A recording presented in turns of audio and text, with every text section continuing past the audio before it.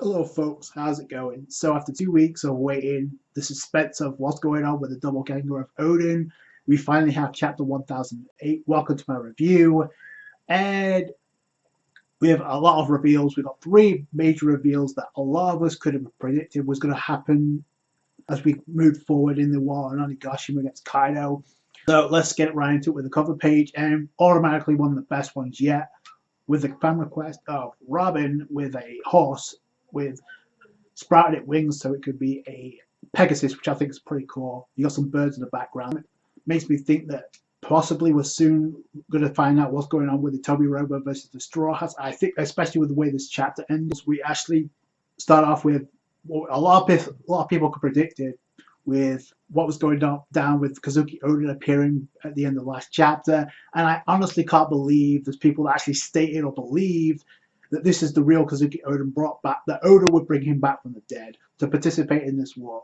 After everything we saw in the flashback, and the fact that, oh, by the way, there's people that can clone themselves as different people in the series, despite that, people really was pushing for the fact that, oh, this is definitely Kazuki Oda brought back. That Oda, he's done it. He's going to bring him back to participate in this war, which we sort of speculated that the most obvious, the most simplest reason was the most obvious one, is that it was just somebody pretending to be Kazuki Odin. Like a lot of people, I literally stated it could have it be somebody from the Allies trying to boost the morale, because a lot of people thought it might have been Onimaru. No, it wasn't. It was an enemy, and we found that out real quick. And I said that in the last review. I literally said it could either be an enemy or it could be an ally. Turns out we found out it was an enemy. But, and the red flag should have been obvious when he stated, "Oh, I was sent into the future alongside you guys with Toki's power," which we know is complete bullshit, because the moment he said that, we know Toki wasn't with Odin at the time to send him into the future. So there you go. So the only one with the brains in this bunch was Ajira Doji, because he caught that out right, but everybody else was believing that. Everybody else fell for that hook, line, and sinker. Ajira Doji caught that out. He says, "Don't be fooled, everyone. He's just an imposter." Like, everybody's just desperate. Like, oh, this is definitely Odin. Like, no. It's another thing, too, is like, do you honestly think, even with the flashback, and after what was stated in chapter 1000, do you remember what was stated from Odin in that journal when it was read to Momonosuke through Yamato? Oh, there's some pirates that will come over to Wano to gather in order to take down Kaido. What is the point of stating that if it's going to be Odin coming back from the dead to take down Kaido once again? It just doesn't make any sense. So Ashura Doji is the MVP of this scene, because he's like, open your eyes. He punches Kinemon, and then he literally takes the hit from Kanjuro, and we find out it is Kanjuro. I guess controlling this lookalike of Odin is like exhausting for Kanjuro, because you see him, because he's obviously elsewhere, but then we see Momonosuke is in danger, and then we see one of the mice that's with the eyes that's looking in. So it doesn't say anything, but it's just listening in. So I think that's going to be key as to going to go after Momonosuke. Now, I personally thought it was Jack, but after this scene, after what we saw in this chapter, no. I do like how this chapter kind of split off the scabbards with Inuyasha, because it looked like Ajira Doji was pretty much done for, because Ajira Doji's like, get everybody else out of here, let me handle this. And then Ajira Doji versus Kanjuro clash there with the lookalike of Odin, but then we see just a huge ass explosion. See that explosion, it looks like Ajira Doji, and I guess the painting of Kanjuro is also blown up. We're meant to believe, but I don't think he's dead just yet. The rest of the scabbards get sent back, and this is where the second problem kicks in, because we see like everybody's reluctant to what's going on. Kinemon gets pissed because of what's going on. Then out of nowhere, in comes Jack. Then I find it interesting that Inuyasha, Nekomamushi, and Raizo are the ones that spot this first, because it's like, to protect these dukes. Inuyasha's like, yo, go on ahead, leave. I gotta score the cell with Jack. I wonder if he can honestly take Jack by himself, knowing what we know, that Jack definitely has a hybrid form in hiding, unless he doesn't, which is going to be a complete disappointment. But Inuyasha can't go so long, but as Inuyasha points out, you can't use that gas either. So I wonder what he can do in base mode though against Jack, honestly, because he was able to keep Jack at bay, but that was when he was at full. He's clearly not at full now, and to some extent neither is Jack because he got messed up by the Sulam Nakamushi Inuyasha back at the top of the Skull Dome. So I guess the pretty much maybe even in terms of damage, but it just depends which one's damaged the most. It's tying back loose ends for what happened once, so that's pretty cool. Orochi is the one that sets the fire because he's like, roast to death, there's no escape. How dare you betray me, Kaido? I'm going to slaughter everyone, so now this is a problem. The castle is on fire. And then Orochi's back, which you kind of knew he was going to return at some point. Like, that was obvious.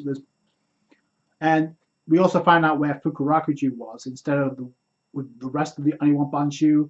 So he was just pretending to be follow Kaido orders. So now he's back with Orochi. So I don't know what he could do, but this definitely sets the stage. If Hiyori's still there, for Hiyori to face up against Orochi, I think that's definitely going to happen.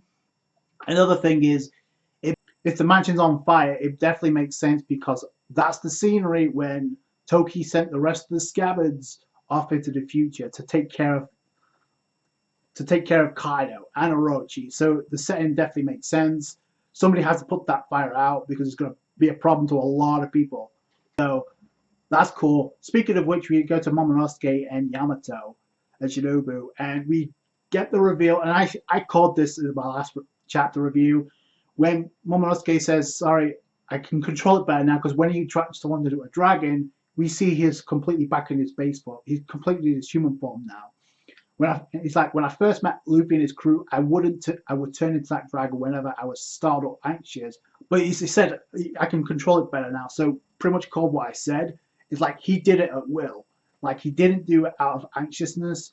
He was disgusted with himself and willingly transformed. That's part of the PTSD that Momonosuke has to overcome in this arc in order to have some type of role, especially with Yamato there, because she's like I wonder how Luffy's doing right now. Momonosuke is like, oh, Luffy's worn out, but he's as high spirit as ever.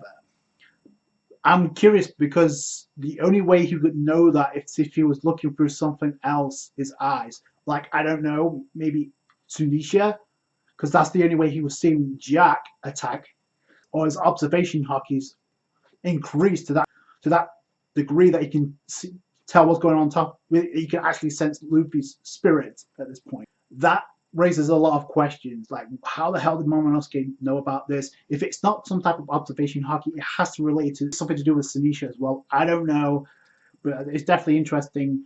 I definitely think they have to play a role in making their way to the top of the Skull Dome. Speaking of which, we see what's going on with the Supernova right now, and you know what? As hype as Kaido is, I gotta give them props because they survived this long. We don't know what happened to them, but we know Kaido's in his hybrid form, and they've been facing Big Mom, but they can't go against both of them. I've said this already, and Law comes up with a good strategy. They need to split them up because we can't do anything against both these monsters. Luffy is like, oh, they're human too, and we found out he's obviously regained his Haki because he's right back in the fray. So the 10 minutes are up, so he's back in the game. I don't think he can go Gear 4 just yet, but that's just a stalling technique for happen. I personally think King's going to join the fray pretty soon, but we'll have to wait. We need to split them up. Zoro's like, yeah, you got a point there. And even Kid's on board with this. He's like, yeah, facing those two is just hell. But Luffy's response is like, yo, I've already been to hell and back a few times now. And we get the first close-up of Kaido in his hybrid form. I have to say, outside of his skin, not too much difference outside of his tail and his face.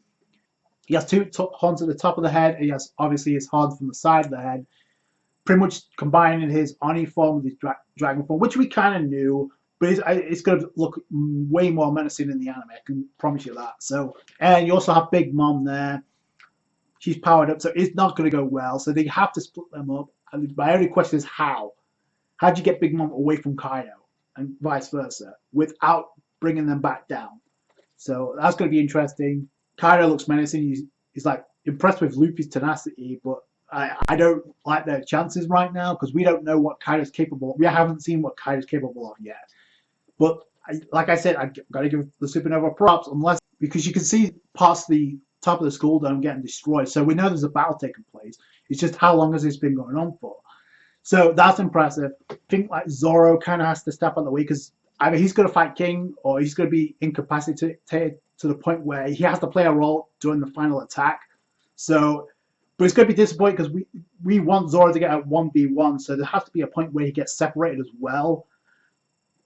Because you have to kind of raise the tension a little bit. Because if you have all the supernova there, Law's ability is broken enough. So he can possibly do something to separate them both.